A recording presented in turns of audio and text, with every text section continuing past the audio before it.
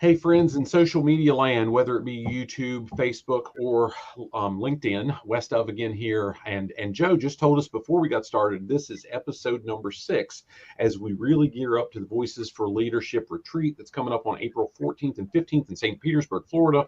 My friends Brian Brojan and Joe Dukevich are here with us, and we've got a special guest today. So I'm going to shut up for now. You all know that I'm not going to do it the whole time, but I'm going to shut up for now and turn it over to Brian to do a proper introduction. Well, thank you, Wes. And it is a privilege to introduce my friend, coach, trainer, speaker, and a personal mentor of mine, Dr. Kelvin McCree. He's an author, he's a speaker, he's been on some amazing stages, and he's going to be with us at our inaugural Voices for Leadership retreat. So, Kelvin, we appreciate you. You were one of our first authors in our Volume 1, founding author, and so we appreciate you for that. And we're going to talk today about how to take your coaching and training business and turn it into a prosperous speaking business. So let's get in there.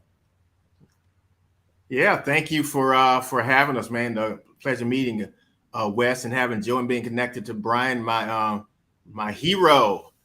And so, yeah, we're excited about the Voices of Leadership. Want to encourage everybody to get there. There's some amazing content and information that's going to be shared to help you to connect better, to leverage some of the skills that you currently have.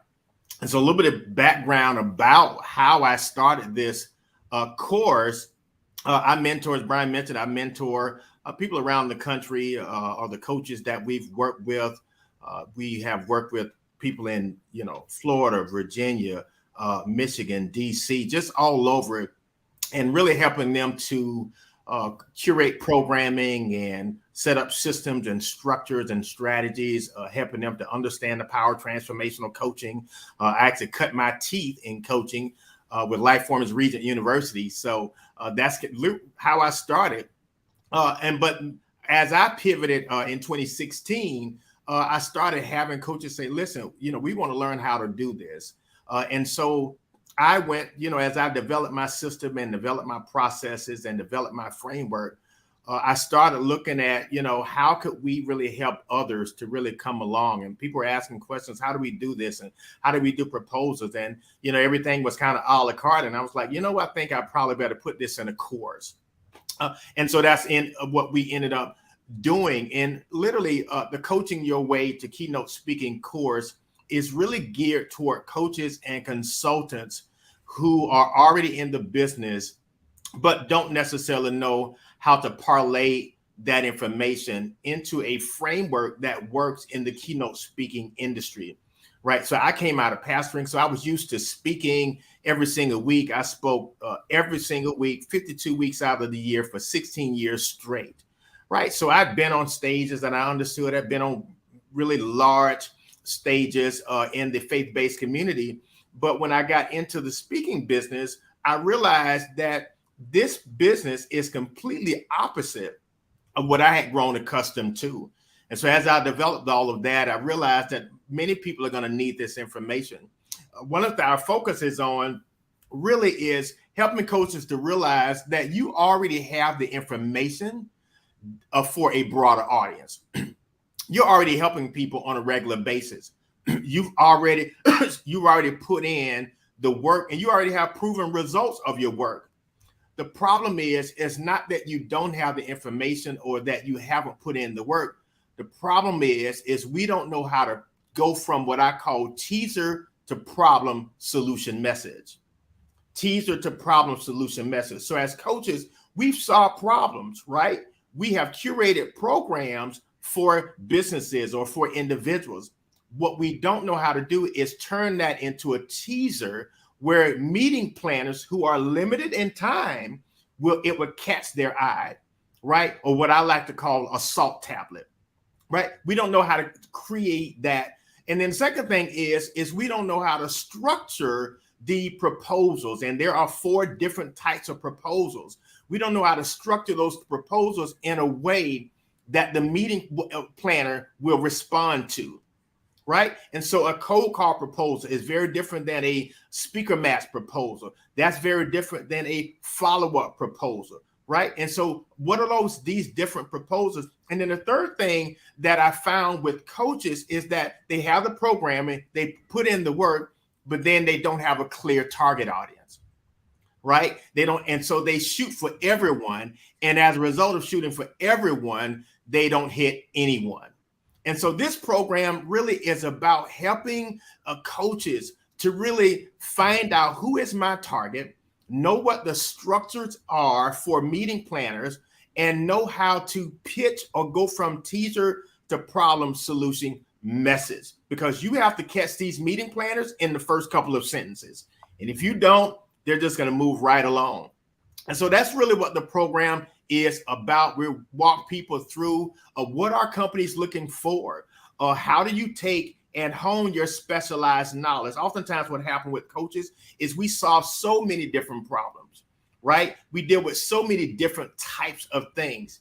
But when it comes to defining your lane and being able to set yourself up as an expert in the keynote speaking field, this is about you saying that this is what I stand for and this is what I'm known for, right? And so we talk about what are companies hiring you for, right? What are they looking for, right? What are the three things? I'm talking about the three things that companies want.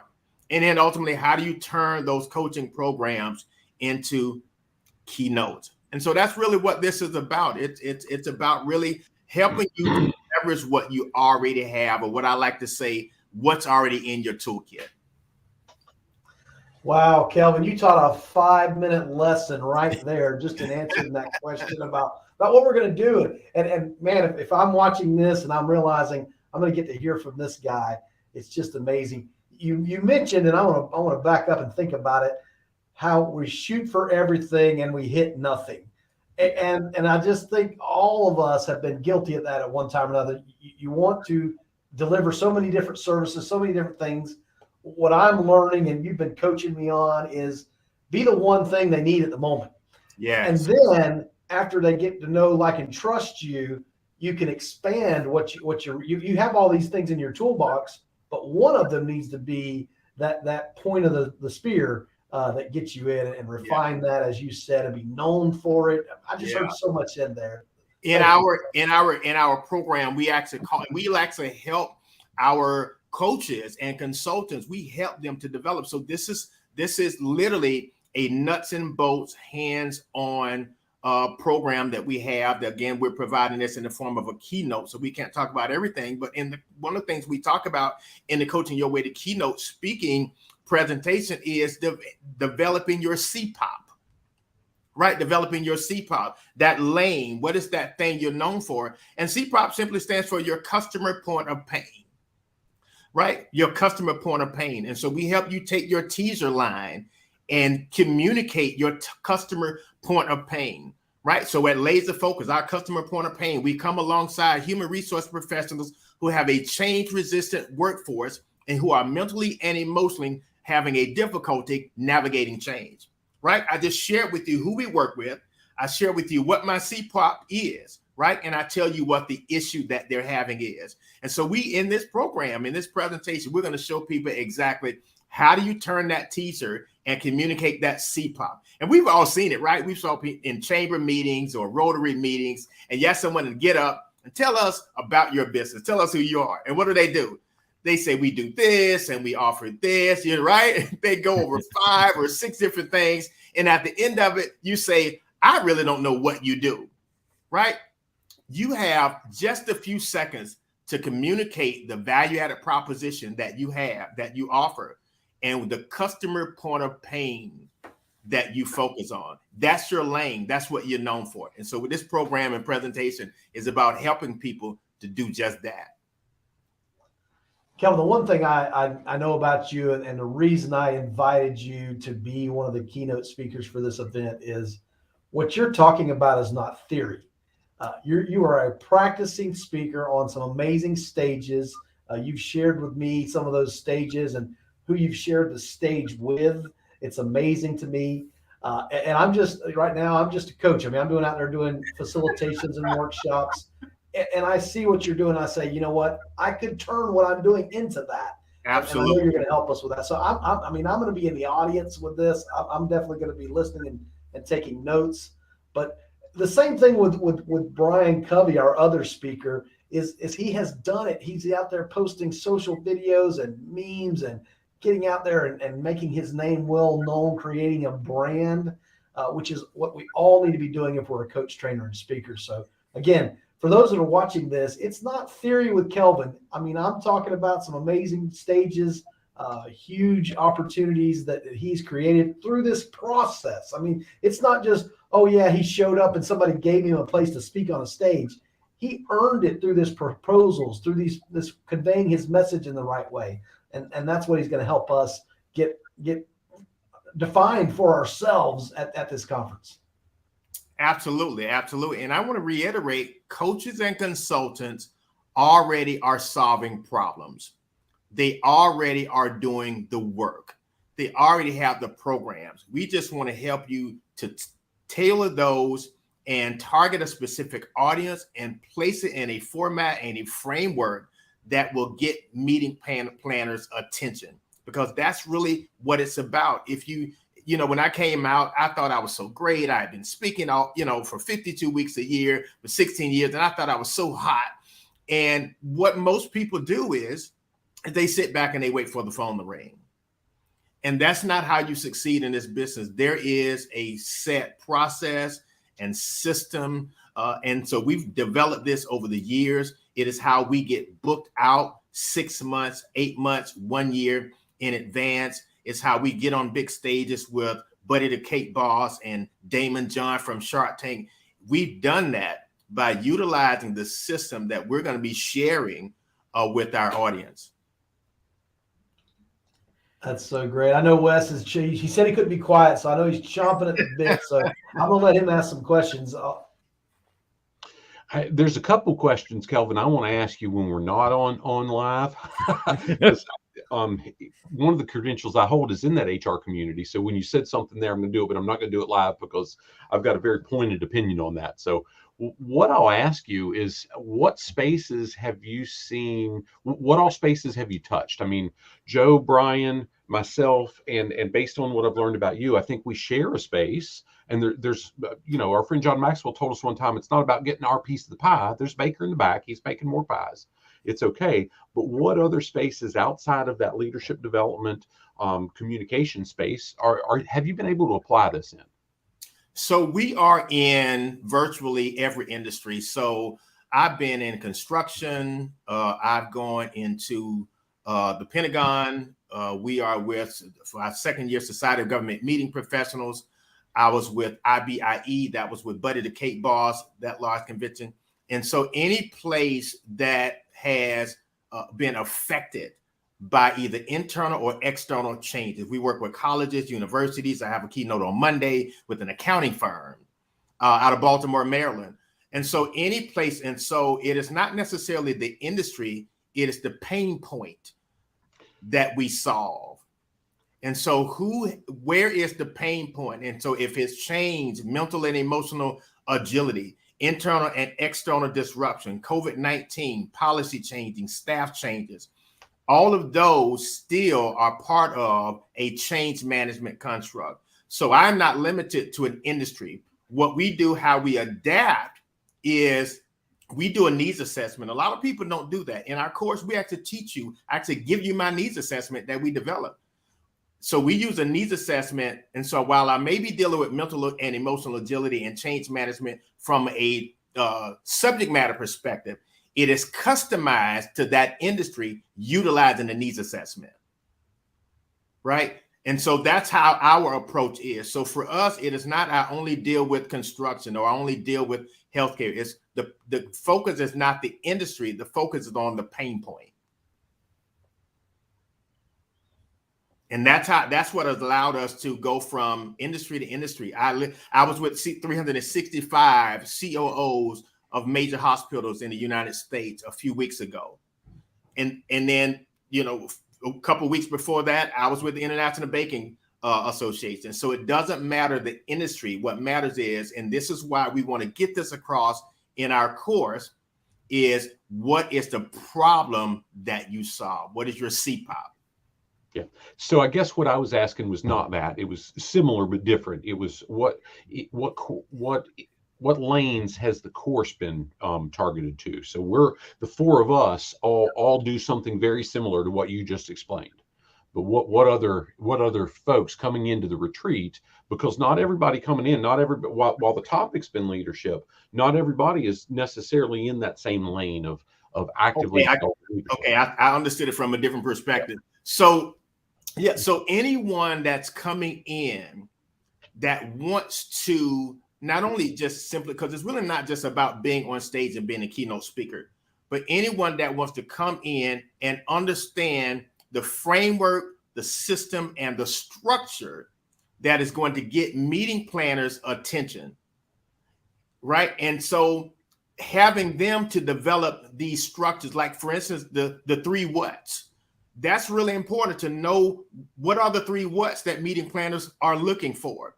What are the different types of proposals that are going to get you noticed? So anyone that wants to make a transition from coaching or even just expanding from coaching and consulting into the keynote speaking, anyone that wants to expand that, I still do coaching, but keynote speaking has allowed me, and this is another benefit for those that are going to be attending, keynote speaking has allowed me to get 5, 10, and 20 times my coaching rate for the same hour.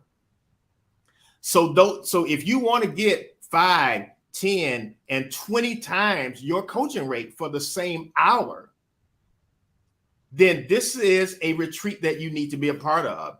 If you want to have set systems and strategies and structures in place, so you don't have to take what took me 5 years to develop this, right? You got a turnkey system. This is an opportunity for you to get that and hit it fast. And I've said it in our course, I want people to take what I've done, what it took me 5 years to do, and I want them to do it in 5 months. And so we're giving you lock, stock, and barrel, my contracts, my systems, my needs assessments, all of that information. You're getting that. Cool. Hopefully I answered your question. That was the ticket. Thank you, sir.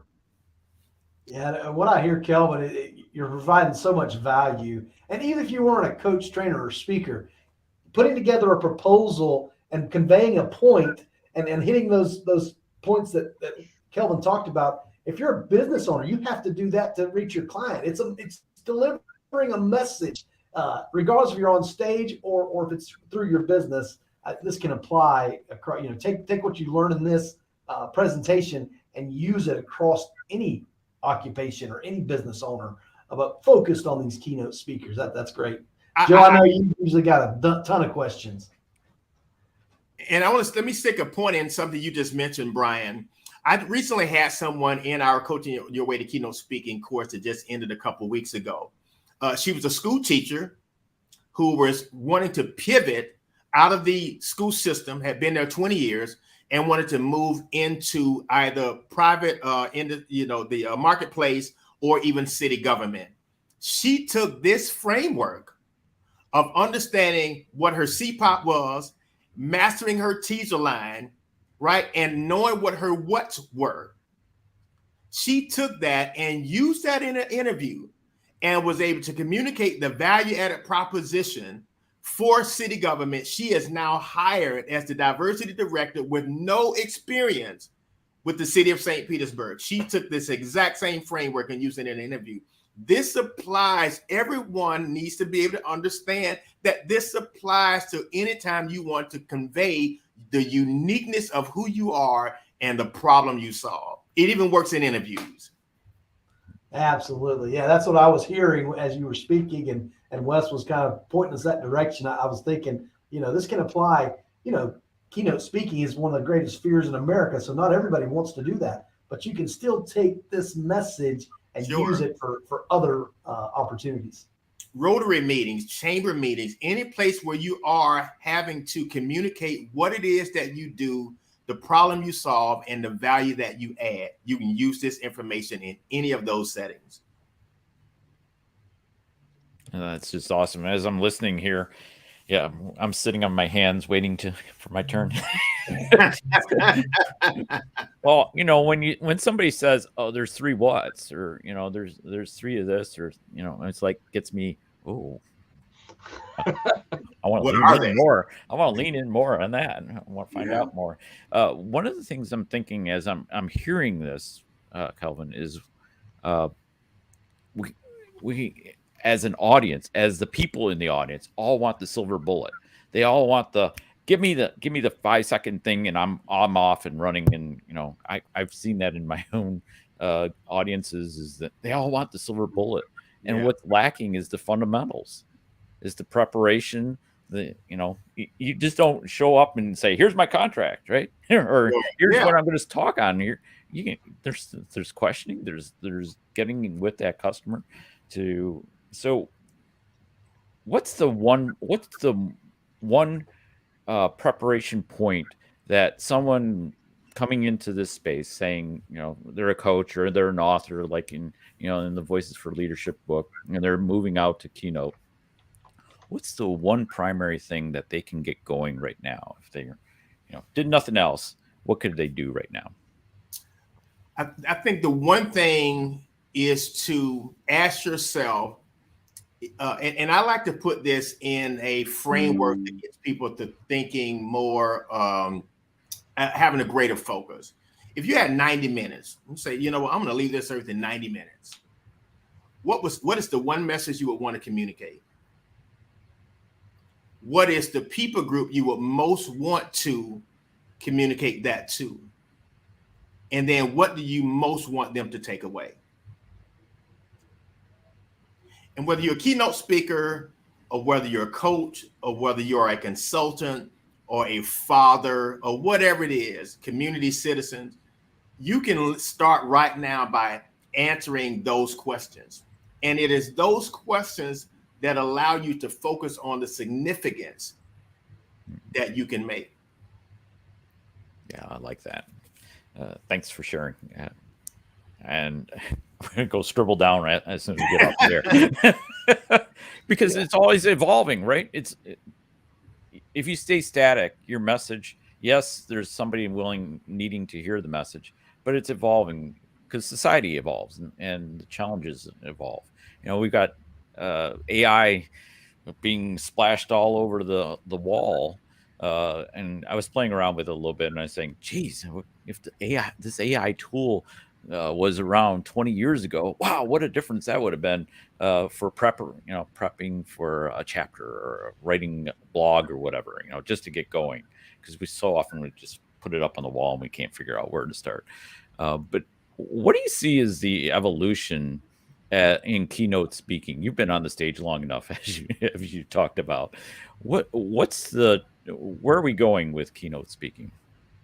I think COVID introduced us to what is going to probably be keynote speaking going forward. And if you look at that evolution over the last couple of years, so first we went to the complete shutdown. Many of us that are booked out, we lost everything like overnight, right? So we went to total shutdown. Yes. Then we went to kind of talking head virtually.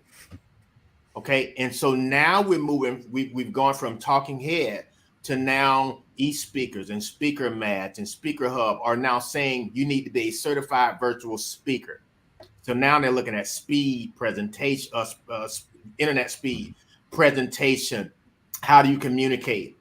Right. And now we're moving into, they're wanting now more production. So I think we're going to be in a hybrid now. And I think the production side is going to increase both live and virtually. And I think that's where that's where the industry is going to go. And you could see that progression over just the last couple of years since COVID-19. We went total shutdown, talking head. Now we want you standing up. We want it to be more of a production, and that is going to increase. Companies now are going to now also be doing both. So they're going to, when I was in Las Vegas at the IBIE convention with a buddy, the K boss, and I had a chance, and I love talking to the tech guys, but those are the guys that can make it break your keynote, right? Mm-hmm. If the sound isn't right. So I love talking to the tech guys, right? Mm-hmm. That's the secret Absolutely. sauce. And so I was talking to them, and I was asking them questions similar to what we're talking about in terms of the transition.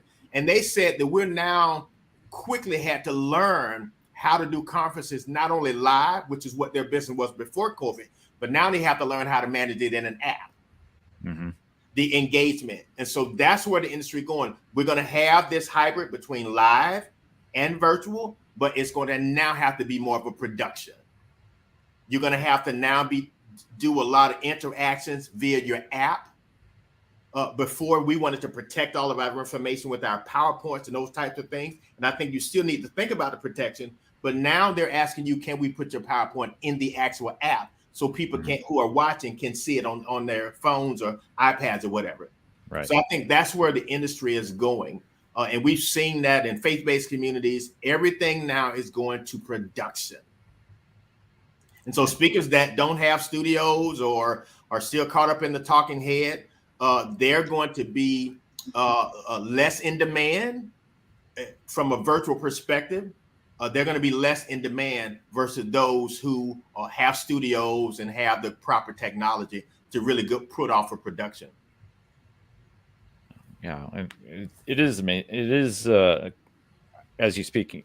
I see this trend happening as well, and and the other services where we have people either on their phones or sitting, in the virtual space, going on to Menti and other polling and and trying to create engagement throughout the space. And I think if you don't do that, if you don't get into the engaging, you can talk, you can just be on the stage like always. You could just be on the stage and the person's looking at their agenda and saying who's next, right? When you engage, and it's harder on the virtual space because absolutely there's so many distractions on this side that can keep us absolutely from we always, and we talk about this in the Coaching Your Way to Keynote Speaking, you always want, whether you're live or virtual, you want maximum engagement. And I don't know if it's necessarily harder virtually as much as it takes a little bit of extra effort. Right. So you have to have somebody managing your chat. Before, we didn't have to think about that. Mm-hmm. But now either you have to have someone on your team managing your chat or someone on the company's team managing your chat. You have to pause sometimes now and say, okay, tell me some of the things that are in the chat room and engage that person, calling people by name on the virtual chat. So it's different.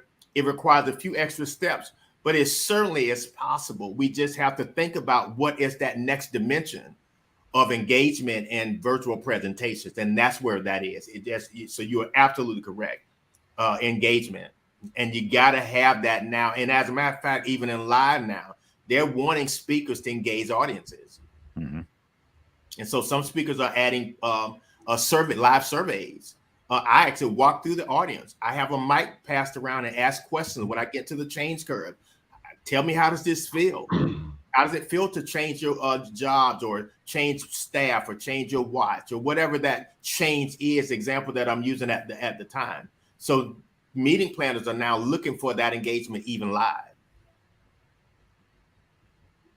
Kelvin, I love that about walking through the audience. I wear a Fitbit, and I said last week at the event we did in Vegas that I said, gosh, if this were a whole day, it was just 2 45-minute sessions. If this were a whole day or even a half a day, I'm getting 10,000 steps while I'm with you. Yeah. and usually I do get 10,000 steps in a half-day session that we do. Yeah. It's critically important that we connect with our audience. Critically important. So, and it's amazing when a speaker does step out into the audience. That is such a connecting point. You feel it. You feel the room change when that speaker comes off the stage and into the audience. Yeah. Years ago, I'll share this with you guys because it's kind of on point with what you shared, Kelvin. Years ago, I went through a credentialing agency. It's a big one. I mean, globally, they probably have more people certified to use their stuff than John does, right? But the trainer that was licensing us to use their content and their material and so on, I call people by name because at that point I've been training for about 15 years. And he said, you can't do that. I can't certify you if you're going to continue calling people by name. And I just wanted to kill him. because that ain't okay. But the next day I did my little 5-minute report out to get certified. And I said, so I'm done. I'm good. He says, yeah, you're good. You're good. I said, you can't take it away from me. No. It's yours forever. Even if I leave the company, no, you're good. It's yours. This belongs to West of. You're now a registered facilitator with XYZ Dimensions International. Anyway, and I said, cool, because I'm never doing that again.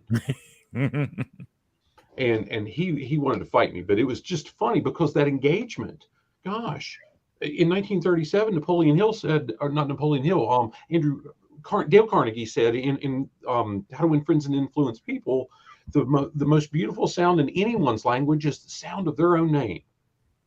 Don't tell me that I can't do that. Engage them. Well said, sir. Sorry for the soapbox. That I had a little bit of Tourette there from almost 10 years ago or 11 years ago. Maybe. Oh, it's absolutely important. Touching people on the shoulder, calling them by name. I always stand at the door. One of the things that really separates speakers, I stand at the door. I greet people coming in. I make sure that I get 2 or 3 people's names that I remember, and that I may mention them somewhere in my keynote from stage. And I do that all of the time. I will undoubtedly, 1 or 2 people mention, hey, I met a new friend, Stephanie. Stephanie is absolutely amazing, and so, that's critically important. Yes. Well, you probably wouldn't have been allowed to get certified with that guy either then. Well, I would have taken your lead. I would have kept my mouth closed until after I got my certification. Yeah. And then I would have told him that I disagree. But yeah. I would have taken your lead on that one, Wes. Brian will ask you not to get me started on such stuff because he knows I'm willing to stir a pot if I need to. That's the country boy in me. Well, I think we're at that 30-minute mark, right, Wes? We are. Someone on LinkedIn, I can't tell who it is because StreamYard's not playing nice with them, says, hey, great conversation and tips today, Dr. Kelvin. Joe, that actually may be you, so I'm not sure. But yeah, it was. Okay, well done. Joe's participating. Joe's engaged, and it was great. So, gosh, any parting thoughts, guys? This is fun. I love it. I appreciate it, but I don't want to monopolize it. Any parting thoughts before we call it done for today and do it again in a week or so? Well, I want to just thank Dr. McCree for spending his time with us and give us this sneak preview of what he's going to do at our event on April the 14th and 15th here in beautiful St. Petersburg, Florida. So I'm going to do something I didn't plan on doing. I'm going to go over and create a discount code, Kelvin, Kelvin, for a 20% off. There's 10 seats left. Maybe you use that and you get those last 10 seats. So we're going to do that today as soon as we get through this call. And because you listened to this and heard this, you can get 20% off as long as there's seats available. Outstanding. Dr. McCree, thanks for joining us. Joe, Brian, appreciate your friendship. Look forward to seeing all of you in a couple of weeks in St. Pete. Yep, absolutely. Looking forward to it. Great seeing you all, and we'll be seeing you in a few weeks. Have a phenomenal week and a great weekend. You too. Outstanding. Thanks, everyone. Make it a great day, guys. Thank you all. All right, bye-bye. See you all soon. God bless.